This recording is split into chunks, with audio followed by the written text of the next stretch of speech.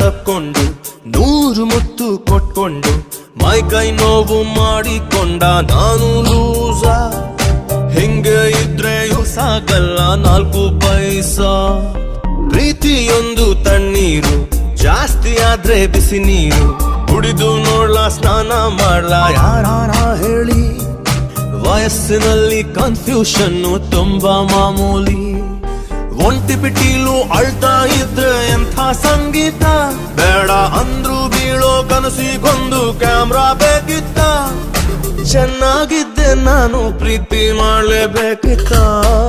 ಬೋಣೆ ಆಗದ ಹೃದಯನ ಹೂವಿನಂಗಡಿ ಮಾಡ್ಕೊಂಡು ಕಸ್ಟಮರ್ ಹುಡುಕುವ ಕ್ಯಾಮೆ ಬೇಕಿತ್ತ.